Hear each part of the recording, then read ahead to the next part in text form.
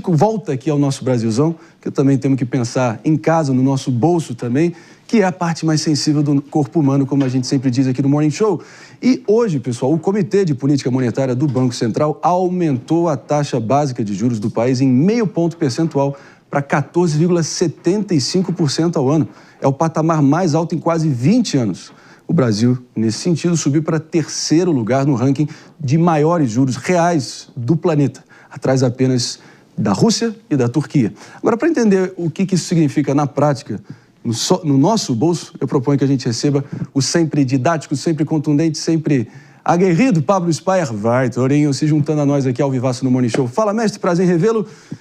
Traz aqui, por favor, para toda a nossa audiência entender, tintim por tintim, como que isso afeta a capacidade de contrair crédito, empréstimos e também o valor do nosso suado sustento. Vai que é sua.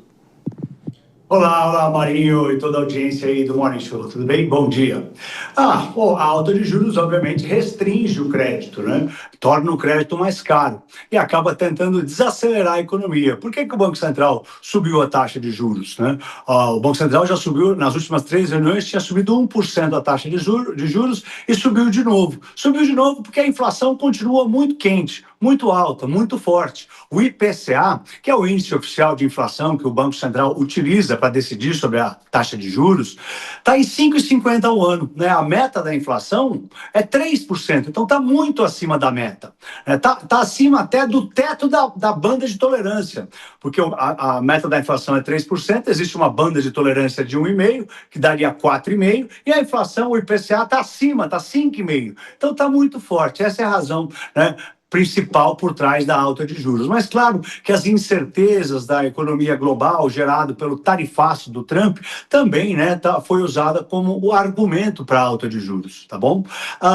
Mas a alta de juros foi menor do que nas últimas três reuniões, né? Ele subiu 3 vezes 1%, o Banco Central, e agora subiu só meio. Primeiro, porque os dados do CAGED de março, né, a criação de emprego com carteira assinada, foi a mais baixa desde a chegada do Covid aqui no Brasil, né? Então, por isso, o Banco Central é a primeira razão pela qual o Banco Central subiu juros menos do que 1%. Outra explicação, né, por trás de uma alta de juros menor, né, que pode ser, inclusive, a última desse ciclo de alta de juros, pode ser que o Banco Central não suba mais os juros.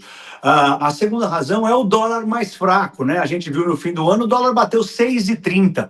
O dólar está na casa de 5,70. Isso arrefece um pouco a inflação, pressiona menos a inflação, né? Obviamente, né, o aumento da incerteza global por conta dessa guerra comercial, né, que pode resultar numa desaceleração da economia do mundo, também é uma razão pela qual o Banco Central pode ter decidido subir menos os juros. E a quarta razão é a queda das commodities, tanto o petróleo, que mergulhou depois do aumento da produção da OPEP, né? Estava $80, agora está 60, como o minério de ferro também caiu bastante. Tudo isso também ajuda no trabalho do Banco Central, porque tira a pressão da inflação. Mas o resultado, a razão pela qual o Banco Central sobe os juros é para tirar dinheiro da economia, esfriar um pouco a economia e assim arrefecer a inflação. Meus amigos, a gente sabe, né, meu caro Pablo Spyer, que qualquer subida da taxa de juros é tipo aquela sirene de ambulância em filme de terror, né? Coisa boa não vem depois. Coisa boa não vem depois. E, claro, contratações vão esfriando, o pequeno empreendedor com menos capital de giro. Enfim, de qualquer modo, você financiar carros e casas também cada vez mais caro. Até o cartão de crédito ali na padaria para você comprar o seu pãozinho cada vez mais difícil. Mas, então, é só para deixar bem traduzido aqui, para a gente não subestimar o que isso representa. Mas eu não vou resistir, minha cara Jess Peixoto, que, dada essa decisão, já sob a gestão de Gabriel Galípolo, nomeado por Lula, e toda ali a diretoria em torno dele, não dá mais aquela história do negacionismo econômico de tentar apontar Roberto Campos Neto como a reencarnação, enfim, infernal de Lúcifer. Acho que cai por terra dos negacionistas econômicos entre nós, né? Não tem mais Bob Fields para culpar. Não tem mais Bob Fields para culpar, Pablo? É por aí? Jess, eu vou deixar por aí, Jess aqui. O Bob Fields, fica à vontade. Né? O Roberto Campos Neto foi eleito 3 vezes o melhor banqueiro central do mundo durante o mandato dele. Ele é um gigante. Inclusive, acabou de arrumar emprego, né? Fechou ali, vai ser vice-chairman, vice-presidente do Conselho do Nubank. Jess Peixoto, por Mas favor. isso é só porque o PT não votava nesta eleição para melhor do mundo aí no Banco Central. É verdade. Se votasse, É verdade. não seria Roberto Campos. Mas a minha pergunta vai muito nessa linha aí da visão do mercado sobre o próprio Galípolo, né? A gente sabe que em dados momentos se teve uma ideia ali do que ele talvez fosse fazer diferente, abaixar a taxa de juros, ceder a determinadas pressões. Essa foi até uma pergunta que ele recebeu na sabatina. Então, a minha pergunta é como o mercado está encarando esta gestão e se eles veem um processo de continuidade, o que me parece que está acontecendo. E uma segunda pergunta é como que o governo endereça esse problema agora que não há mais Roberto Campos Neto para culpar? Assim, na primeira pergunta, né, bom, como endereça, o governo já não está mais reclamando, né, já ninguém mais está reclamando com o Banco Central, né. Qual foi a primeira pergunta, desculpe?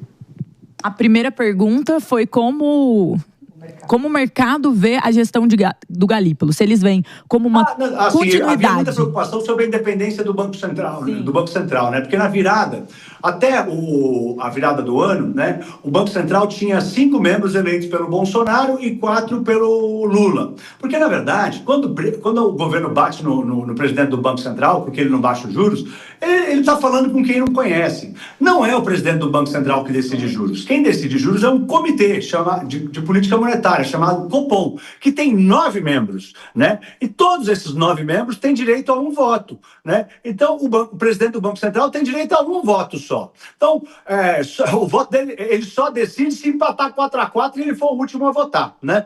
Então, até a virada do ano, tinha 5 membros eleitos pelo Bolsonaro e 4 pelo Lula, né? Inclusive, teve o dia do estresse, foi o dia que os 5 membros do Bolsonaro votaram por uma coisa e os 4 membros do Lula votaram por outra coisa, né? E aí deu um mega estresse, e na eleição seguinte, os 4 membros do Lula passaram a votar igual aos do Bolsonaro e passaram a votar 9 votos iguais. E aí o estresse começou a passar, e a preocupação era que quando o Galípolo assumisse, como o governo Lula vinha batendo muito no Banco Central, dizendo que eles tinham que baixar os juros, e haveria 7 membros eleitos pelo Lula, a preocupação era que a independência do Banco Central acabasse. E isso não se confirmou. O Banco Central continuou subindo os juros, como deveria ser feito para esfriar a inflação, e acabou que o mercado está confiando nesse novo Banco Central, né? Pelo comunicado deles agora, eles dizem, pelo que eu entendi, né, o tom foi bem mais suave, né? Se tudo continuar igual, essa é a última alta desse ciclo de alta de juros, e se nada mudar, não vão subir mais os juros, mas também não vão derrubar, não vai cair. Então agora a gente tem que esperar um pouco para ver novos dados econômicos para o Banco Central se posicionar. Mas o mercado está confiando, está dando um voto de confiança, né, nesse novo Banco Central. Torinho, quando a gente fala de taxa... Mano Ferreira, brevemente, por favor. Desculpa. Mano Ferreira. Quando a gente fala de taxa de juros alta, é claro que os empreendedores não ficam felizes com isso, porque como o crédito fica mais caro, fica mais difícil conseguir recursos para fazer investimento. Mas culpar a taxa de juros é como se fosse culpar o termômetro pela febre, né? O que é que o governo deveria fazer para possibilitar que o Banco Central baixasse a taxa de juros? Acho que o principal assunto, porque a taxa de juros nada mais é do que o custo do dinheiro, né? E ela sobe quando tem muita demanda por dinheiro, né?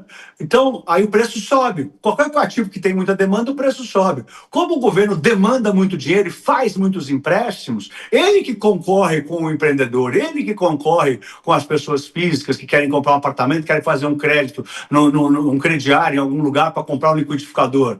Tá? Como o governo pega muito dinheiro emprestado, ele joga a taxa de juros para cima.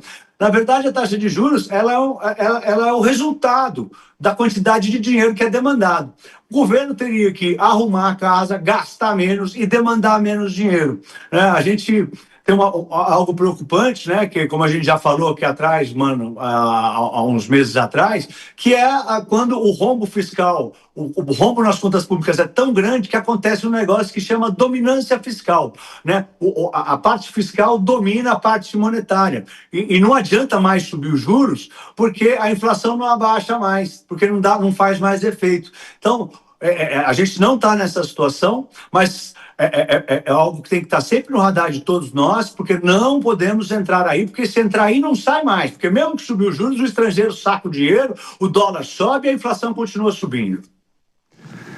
E eu acho que a maior preocupação deveria ser, Torinho, quando a gente olha nesse ranking das taxas de juros de momento, nesse maio de 2025, mundo afora, olha para cima e vê a rubla russa e a lira turca, que são moedas historicamente tidas como frágeis e não muito confiáveis e instáveis, para dizer o mínimo, né?